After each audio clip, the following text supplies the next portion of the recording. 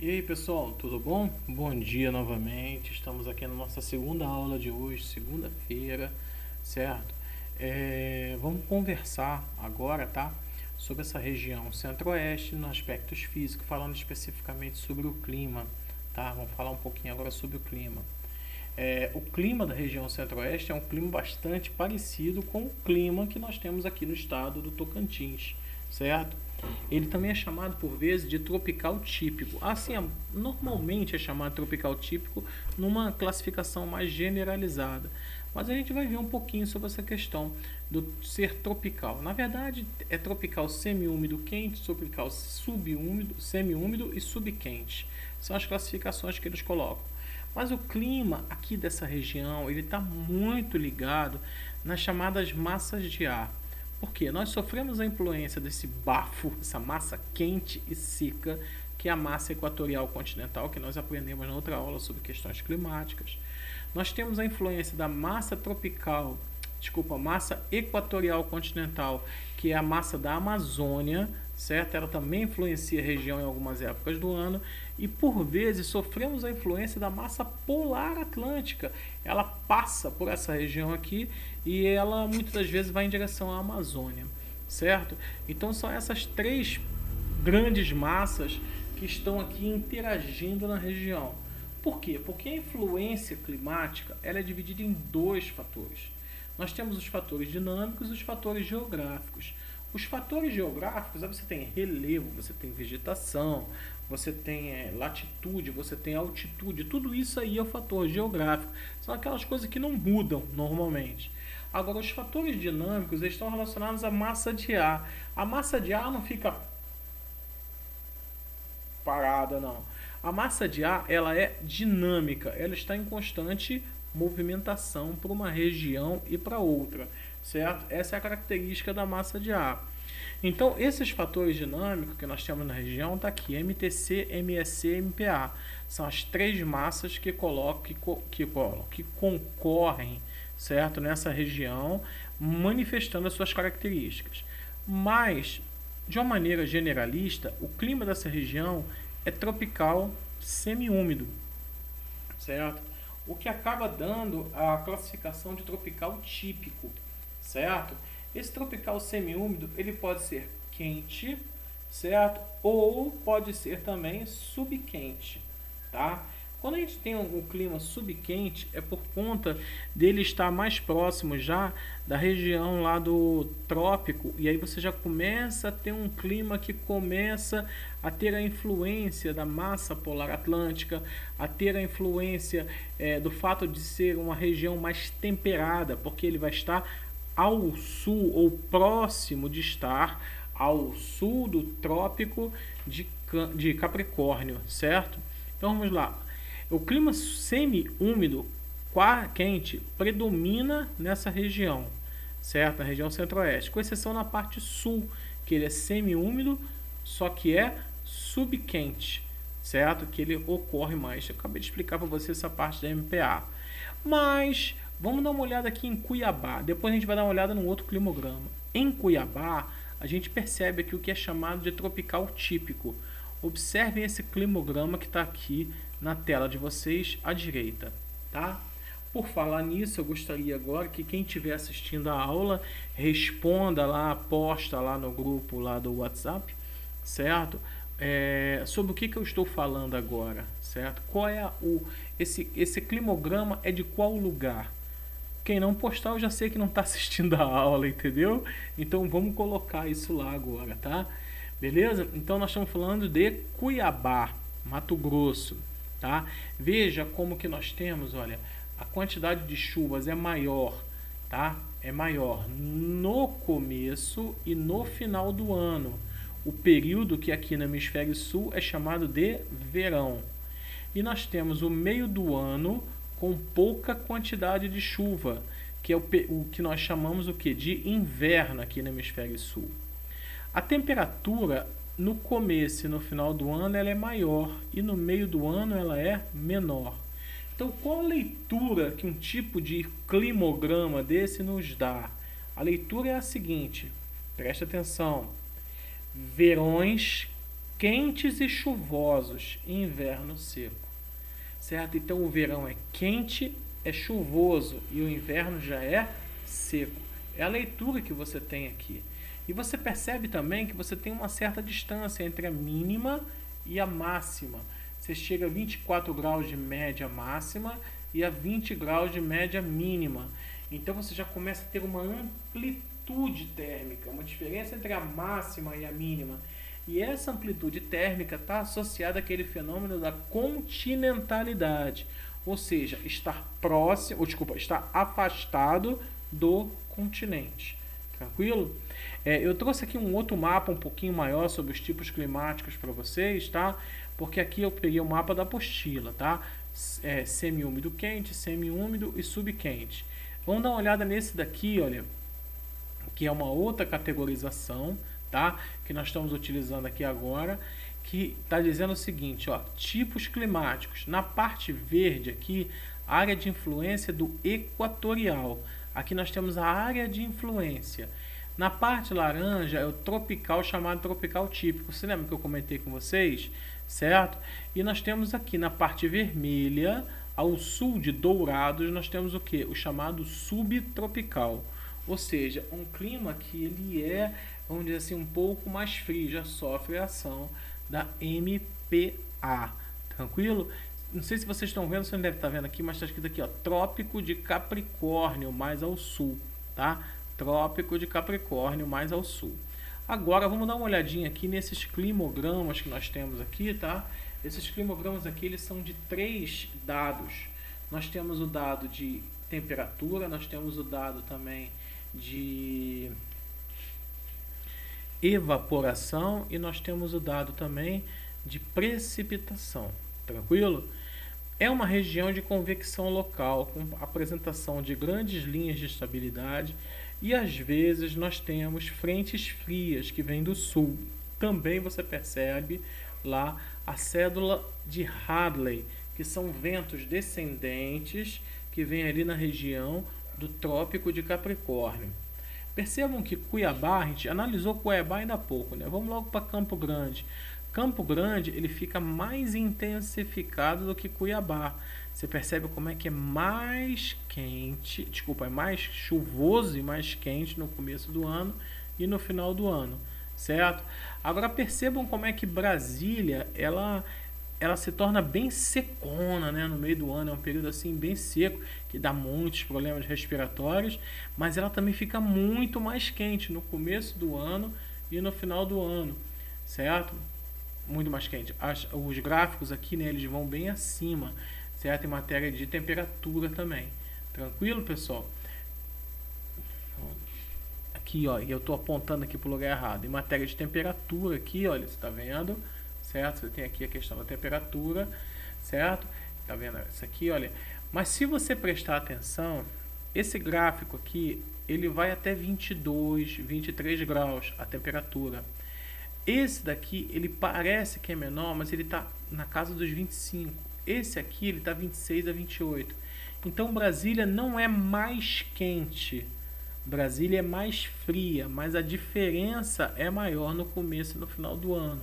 Certo? Faz muito frio, você vê que é uma etapa, olha, ele chega até lá seus 19 graus e fica bem constante nesse período de tempo, tá bom? E o índice de chuva, você está vendo aqui que aqui o máximo é 250, aqui é 275, aqui é 250, aí dá para ter uma comparação melhor. Brasília chove mais no começo e no final do ano. Esses são os aspectos climáticos, mas cabe salientar para vocês uma característica principal do tropical típico. Qual é a característica principal que nós temos com relação ao tropical típico? É o quê? Que durante o meio do ano você tem uma presença muito forte da massa equatorial continental impedindo a chuva. Então tem regiões como, por exemplo, Goiás e até mesmo Tocantins, que não faz parte do centro-oeste, mas sofre essa influência, certo? Mas sobretudo Goiás, que vão... Como é que eu posso falar? Vão intensificar, tá? As chuvas no final e no começo do ano, mas no meio do ano é seco, seco, seco. E nessa secura, tá? por conta da massa equatorial continental, também vem, massa tropical continental, desculpa, também vem uma gigantesca onda de secura, de frio, tá? É muito frio. Em algumas épocas, a massa polar atlântica chega a invadir a região e nós temos aí, como nós tivemos há um tempo atrás, chegou a se fazer 10 graus no mês de julho, aqui no Tocantins, em Goiás, 10 graus também.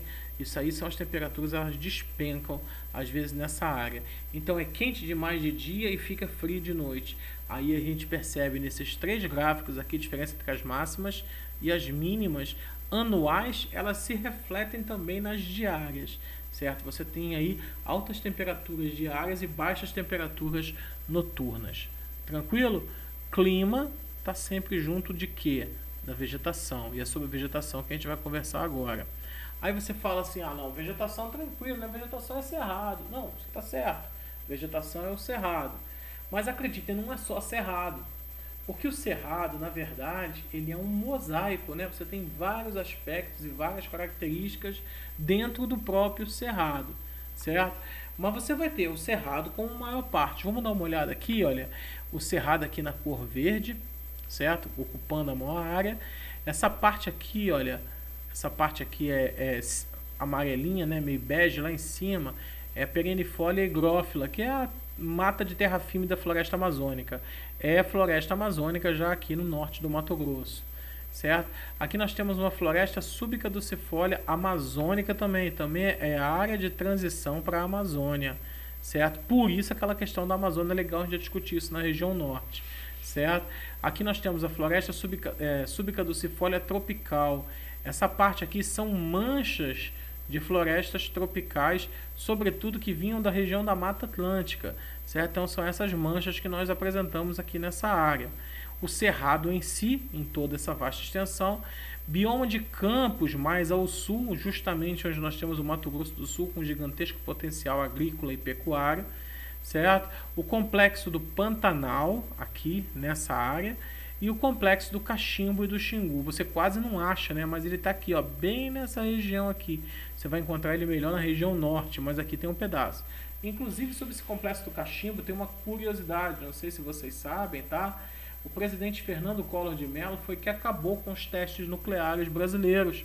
O Brasil, na época da ditadura militar, estava desenvolvendo nessa região da Serra do Cachimbo, tá?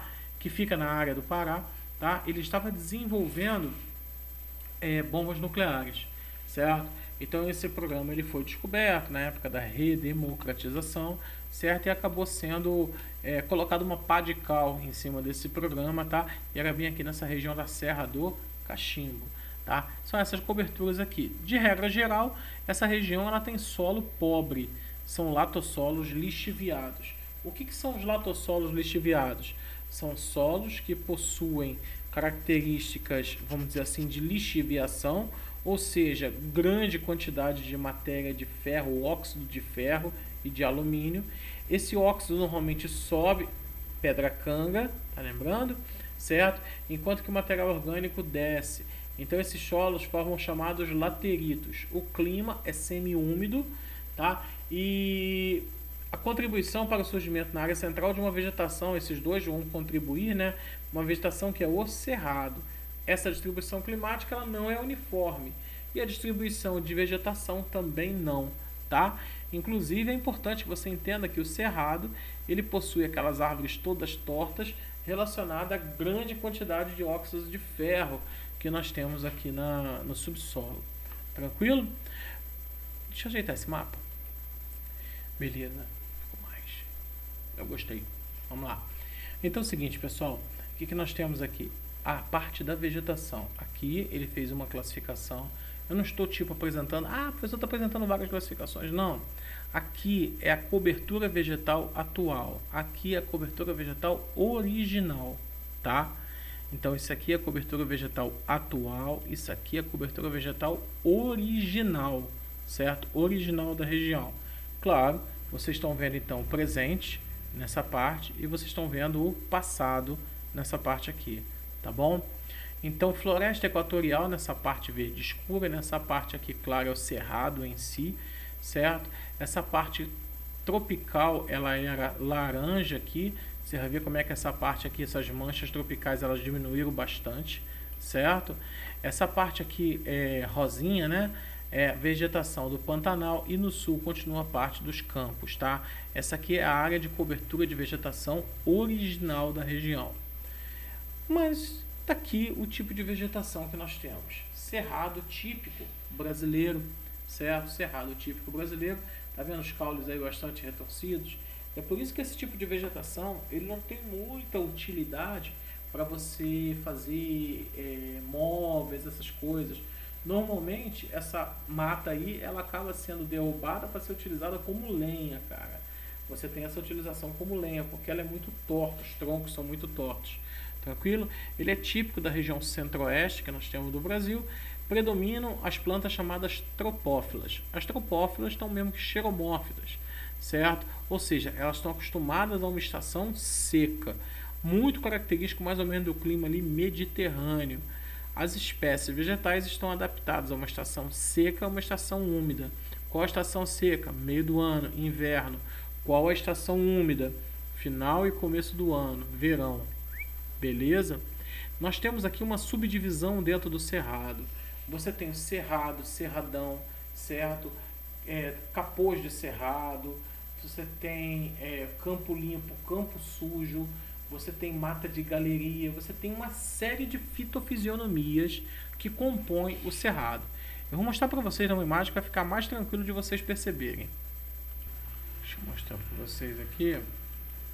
Certo? Tá aqui, ó, bioma do cerrado. Existe basicamente, presta muita atenção, cerrado lato sensu, stricto sensu. Cerrado lato sensu, stricto sensu. Lato sensu é sentido amplo, é uma grande abrangência.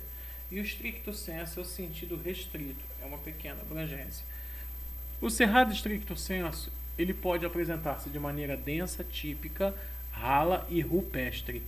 Certo? Você tem as formações chamadas savânicas. Já no sentido amplo, você tem as formações florestais com a presença do cerradão, que normalmente fica nas encostas de morros, de serras. Certo? E tem as formações campestres, que é onde você encontra o campo limpo, campo sujo, aqui próximo dele do Bananal, Formoso do Araguaia. Certo? Então, nós temos basicamente o cerrado como um grande mosaico de vegetações. Ele é composto de formações florestais, savânicas e campestres. Tranquilo? Florestais, savânicas e campestres. E o sentido amplo abrange todas elas. E o sentido restrito ele vai abranger somente as formações savânicas, como aparece aqui nessa imagem. Tranquilo? O bioma do Pantanal, ele está presente aqui também nessa região, certo? É um bioma marcante aqui na região, lá na região centro-oeste. São aquelas áreas que eu comentei com vocês. Vocês estão vendo aqui essa região, olha, visto a partir de Cáceres, na região do Paraguai. Você está olhando em direção aos grandes maciços que nós temos de planaltos. Lá essa região é muito baixa, daí o fato dela ser extremamente alagada, tá? Fora aqueles outros fatores que eu já discuti com vocês.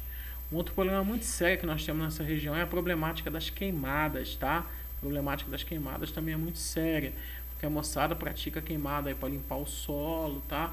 Apesar de que a queimada já é normal na região, mas eles intensificam esse processo a ponto de dificultar a recuperação natural da vegetação. Beleza? Encerrando aqui a parte do aspecto físico, tá? Nós vamos falar sobre a hidrografia, quer dizer, a questão dos rios.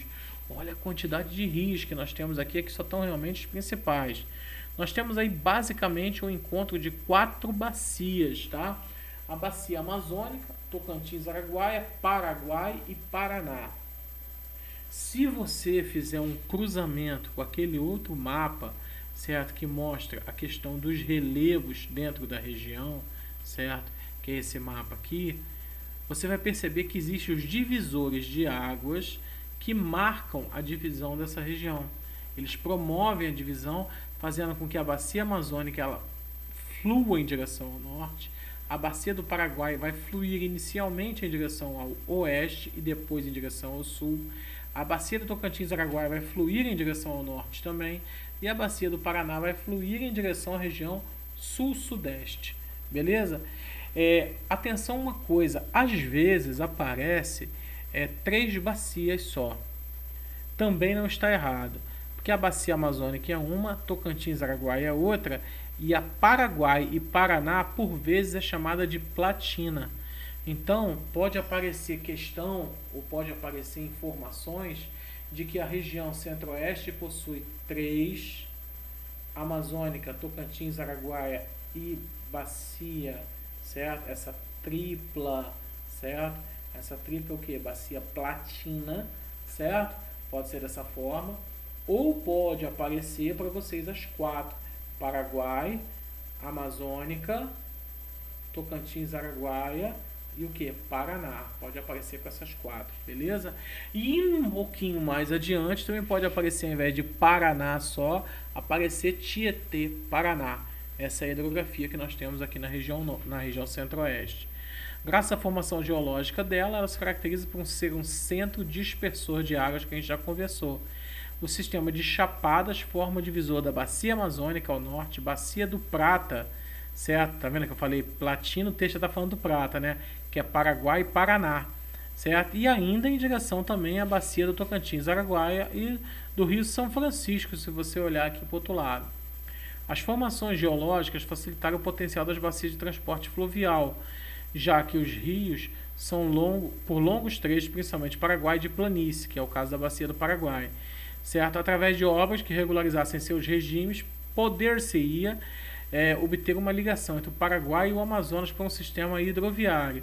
Seu regime hidrológico é bem determinado pelo clima, com chuvas de verão trazendo as cheias e secas no inverno, com as vazantes no regime chamado austral, certo?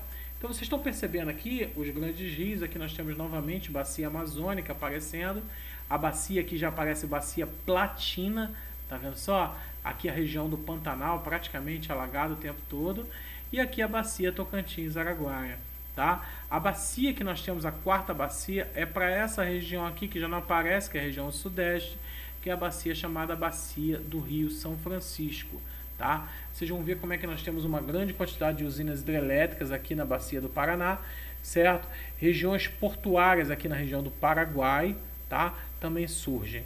Joinha, pessoal? E para encerrar definitivamente aqui, aquífero. Mano, olha o tamanho de um dos aquíferos, que é o aquífero Guarani.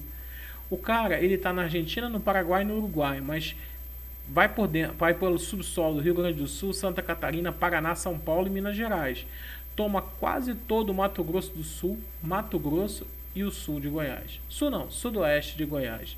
Viu? Esse aqui é o aquífero Guarani, uma das grandes riquezas que nós temos e um dos maiores aquíferos do planeta. Beleza? Quem chegou até aqui, agora me responde qual o nome do aquífero que a gente está usando para poder encerrar a aula, se assistiu a aula até o final, para eu contabilizar lá. Beleza? Um abraço.